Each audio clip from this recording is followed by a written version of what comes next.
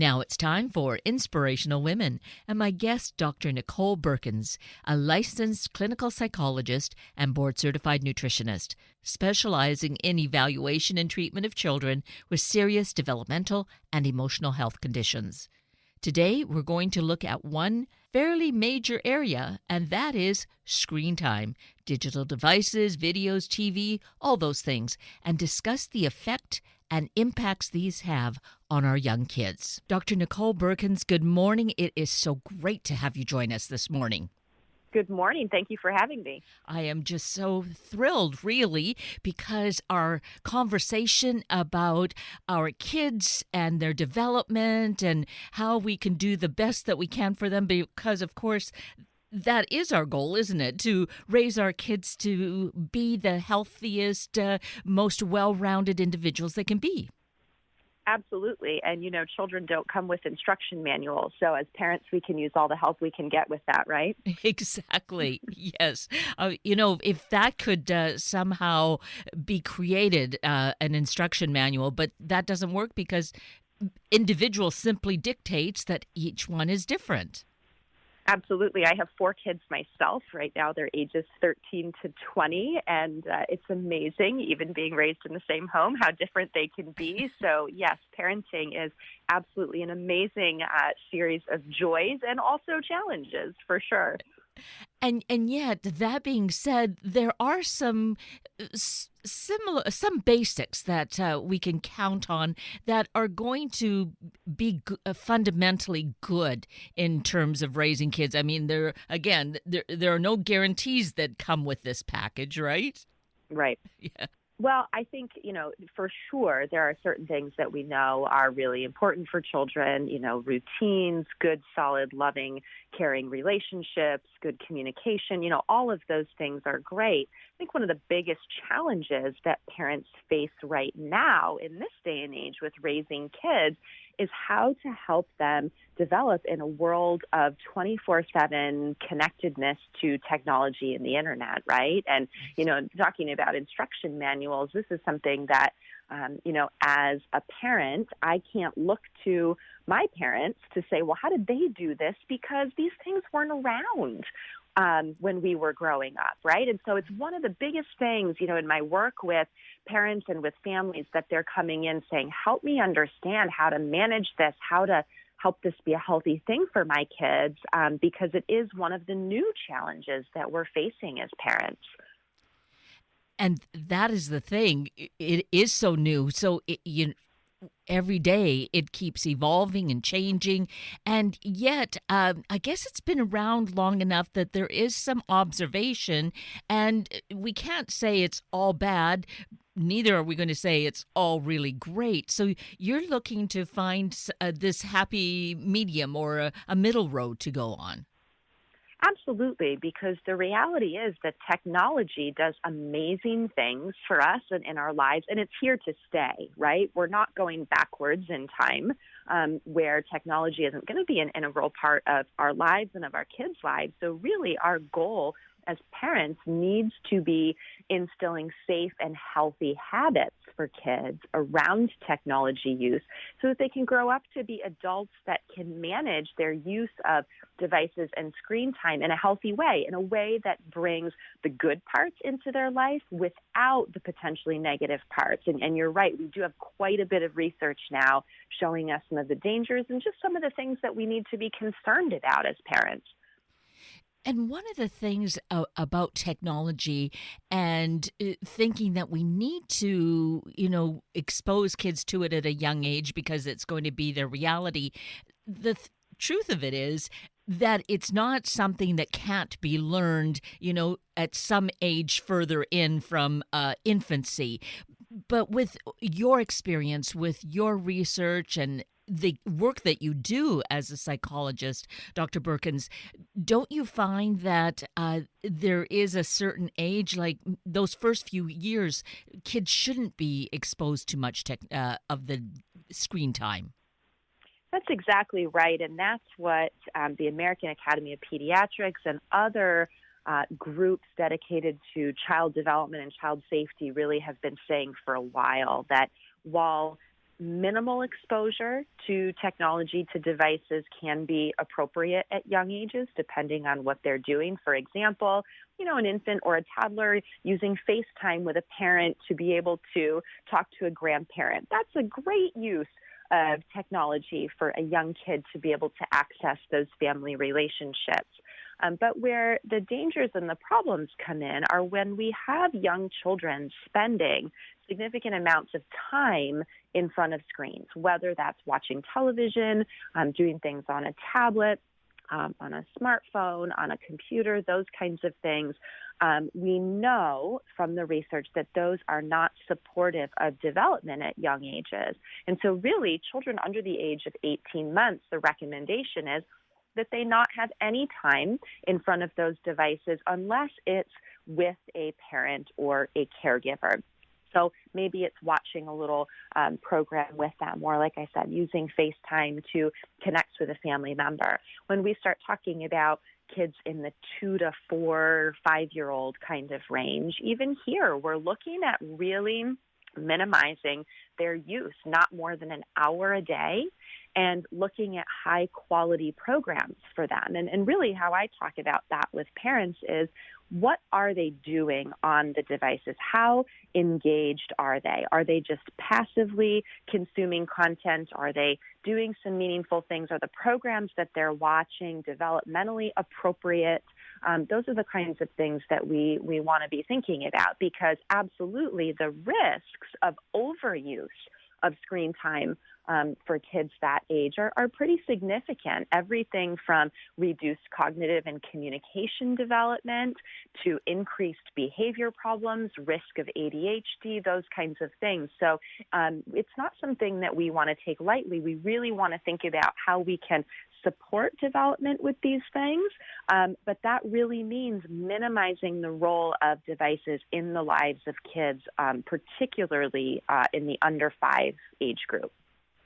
So this is really fundamental, something we need to really embrace, because we find, I'm going to go back some decades, because Sesame Street was such a great experience, and kids learn so much. But would you say that that's different from the screen time, say, with cell phones or tablets these days?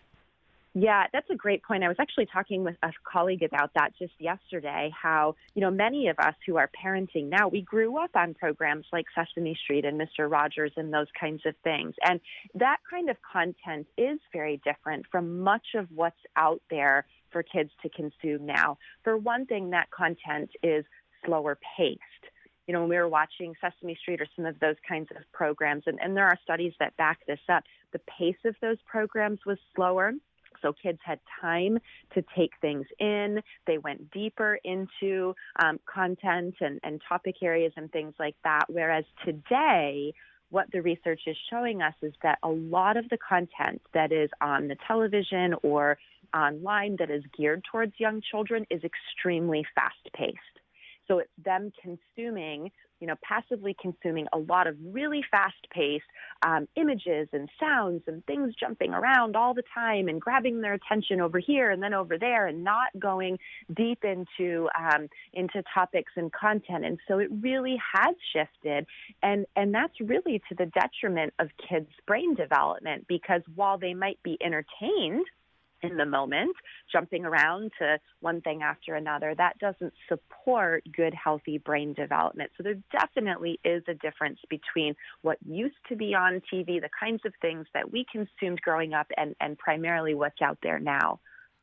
It's such a great distinction that we might not really consider until you slow down ourselves and look at it and really take that apart. That's really critical. So it makes me think about how sometimes these days it's easy. A parent might have a fussy child. They just hand them their cell phone, and the child gets so engaged in that. Whereas maybe in the past, in the early days of cell phones, before cell phones, we'd carry around a tote bag with some toys or books or something to entertain the child. Absolutely. And that's one of the things that we're seeing even in, a setting like my clinic and other people who are working with children has become a significant problem for some kids and families with devices is that they're really being used as a way to manage the behavior or to constantly keep a child happy. And that can be a real problem. And that dovetails with the research that shows that the more device time kids have, particularly young kids, the more at risk they are for a wide range of social and emotional and relationship-based problems. And part of it is when we're constantly appeasing kids with devices, they're not learning how to handle any amount of challenge or discomfort. If every time they feel a little bit bored or they're whining or, whatever it might be going on, the parent response or the adult response is to put a device in front of them, that can be problematic for the development of things like resilience, of learning how to look around and take in and learn from the world around you. Now, I'll be the first one to say that sometimes we get in situations with kids where it's great to have these things, long car rides, or you're, maybe picking up an older child from an appointment that's gone long and you've got a toddler with you and you need something to keep them busy. I'm not saying it's never appropriate to use devices in that way, but what I want parents to really look at is, on the whole, how often are they using a device to keep a child busy, to manage their behavior, to soothe them. If you step back and look and say, wow, that's really how I'm managing that a pretty significant amount of the time, then that gives some pause to say, how do I want to pull back on that? How can I find better balance here? Because it really is about finding balance. Right. And it makes me think about then if we don't have that balance and we keep going to the digital devices as the backup plan, that's where that, really touchy term addiction comes in. Mm-hmm. Yeah, and it's interesting. There have been several things written about this now in terms of addiction related to device use and even some recent things related to young children. I think the overall principle that applies that people can relate to, not just around tech, but around lots of things, is that what we model as parents tends to be what our children follow in terms of their own behavior.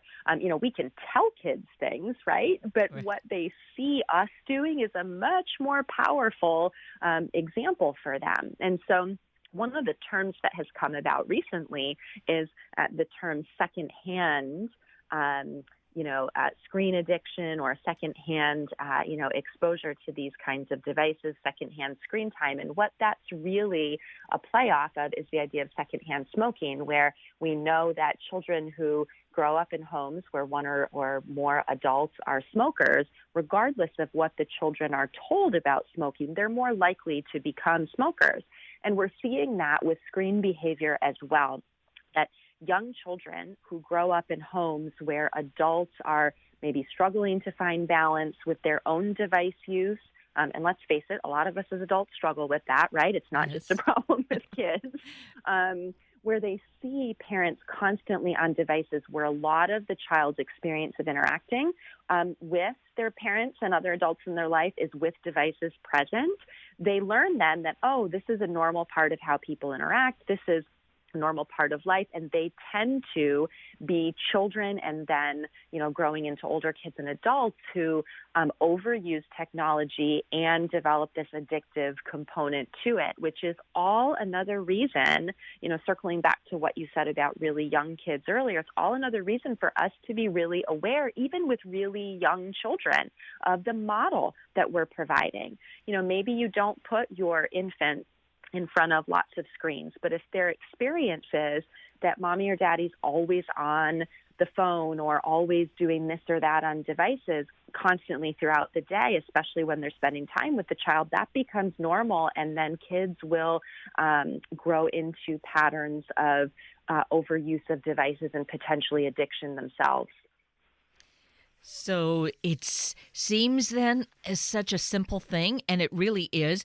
But if we have gotten into this habit of having that device to always be checking for or doing something on, uh, we really need to realize what it is that we're doing and modeling. Absolutely. And so critical for parents to step back and say, let me look at my own device habits here, because it's so easy to lose awareness of that, right? You just think, oh, yeah, I'm just checking here, just checking there. And it's really interesting when I have parents at the clinic use, monitoring features and things on their devices just to look at and become more aware of what their own screen use habits are. By and large, they're shocked. They're like, wow, I had no idea I picked up my smartphone that many times during the day. I had no idea that, that's the amount of time that I'm spending. So stepping back and developing that awareness, and particularly being aware of device use when the kids are around. Are you a parent who puts your devices down or has them in the other room when you're doing something like playing a game with your kids? Or is your attention constantly split between, email and texting and the activity that you're doing with your child? Really becoming aware of that. And then there's some really simple steps that I encourage parents to take as a starting point with that. And one of them is when you're engaged with your child in something, whether it's, giving them a bath in the evening or playing a game with them or going for a walk or whatever it may be, put the devices away and focus on spending that time with the child. Device-free meal times are another really simple step that families can take to help with this. Parents just say when we're eating together, nobody's got devices at the table, and that promotes good engagement with each other and really sets this model that we don't need to have these devices with us all the time, and that actually we can spend time together. This is a good, healthy thing to do. So those are a few just simple ways that parents can start to model more of that balance and even find more of that balance for themselves.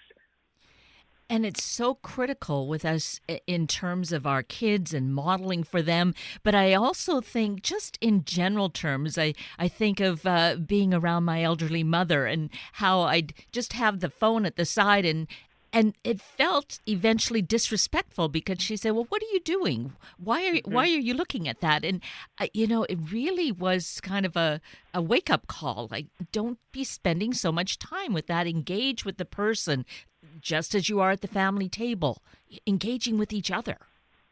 Absolutely, and that's becoming a lost art.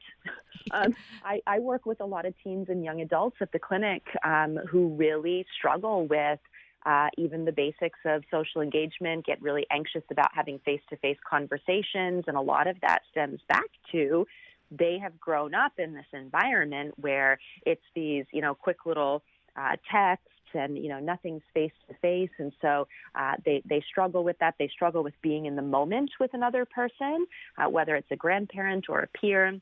They're constantly preoccupied with thinking about, what might be going on their Snapchat or in their text or things like that. So there's a lot of risks of kids growing up in this culture where everything happens instantaneously. They don't ever pause to think about things before responding. They don't have these in-person kinds of engagements, or if they do, they're checking their device at the same time. And we know that kids, particularly teens, who engage in excessive use of devices, excessive use of social media in particular, are more at risk for a wide range of mental health issues.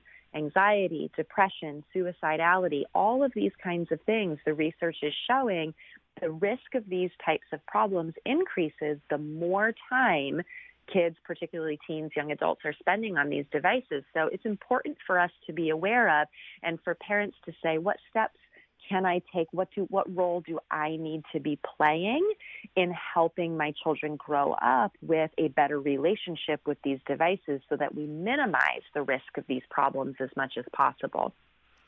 Yes, so critical. It's so easy to not really give it enough thought because we're just so immersed in it, like a fish in water. We have all this technology around us. So, this conversation I feel is so critically important, Dr. Beurkens, that you're discussing this with us this morning to really wake us up so that we consider this and make some conscious plans about it.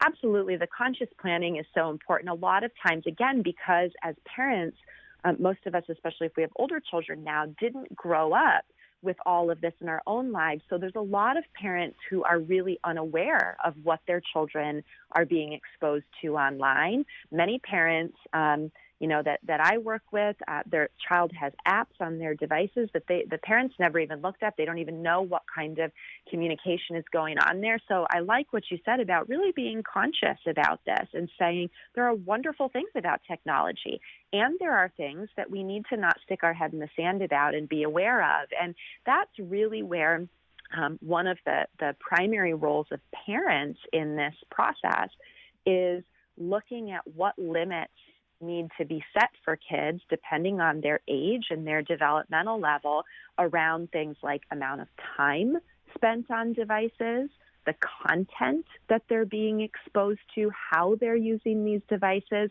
These are things that parents actually need to be conscientious about making decisions for each of their kids. Again, that's going to look different for a 4-year-old than a 14-year-old, and then implementing strategies to help with that, to set and enforce those limits, obviously with the goal that by the time kids reach young adulthood, by the time they're moving off on their own, that they're able to take those healthy habits, those safe habits that have been instilled in them, and go off and find balance and good health with their devices as an adult. But it really does require parents seeing that one of their important roles is as a guide to children all the way along the way with how to use technology in safe and appropriate ways.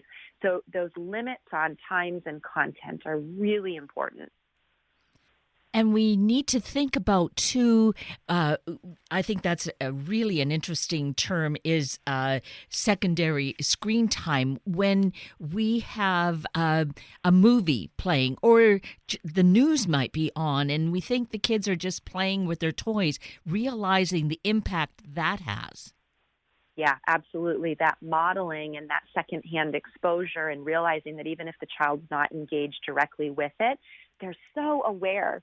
Even babies so aware of what's going on around them, and they pick up on that what's modeled for them in terms of adult behavior. So just so important, that modeling piece for sure. Now, lots of more information. You have written a book, which I think is always a great resource. Okay, there isn't a manual that comes along with this child, but still, your research and insights, certainly, we can gain a lot of information from your book, Life Will Get Better. Yes, absolutely, where I talk about screen time and lots of other things related to raising healthy, well-balanced children in a sometimes challenging world. And you have a website as well, which I think is, again, filled with so much information because you have a clinic, you have a staff that is always writing and researching. So, again, we can find something that is relevant to an issue maybe we're dealing with right now, and we can find that as a really great tool. Absolutely. The website is drbeurkens.com. Tons of great resources, videos, blog posts, all of those kinds of things, and specific to the electronics and device use piece of things. I have several things on my website. Also, I've done some writing and have some great articles and resources on a website called Custodio.com. Custodio is a wonderful program that allows parents to manage content, time, device use for kids with greater ease. I really support what they're doing, and I've written several things and done many videos and things for them as well. So that's another website that can be a great resource for families. And one of the things that I really appreciate in terms of your credentials, Dr. Beurkens, is that you are an integrative health professional. So that to me speaks volumes of, really looking at that holistic approach as opposed to, oh, we're just looking at this piece of it. That's not the way that we're built. That's not the way we are. So I really appreciate who you are and how you approach this work. Well, I appreciate you saying that. I think that we're all whole human beings, right? And unfortunately, particularly in the realm of health, things tend to get separated out. But in order to have good mental health, for children or adults, we need to pay attention to the entire person, their brain, their body, overall health. So you're right. I integrate all kinds of pieces of nutrition and movement along with the screen time and the counseling approaches and all of those good tools that support children and really support parents in doing what I feel is the most important job that we have, which is raising our children to reach their best potential. So I pull together lots of different fields, lots of different resources to help parents with that process. Yes.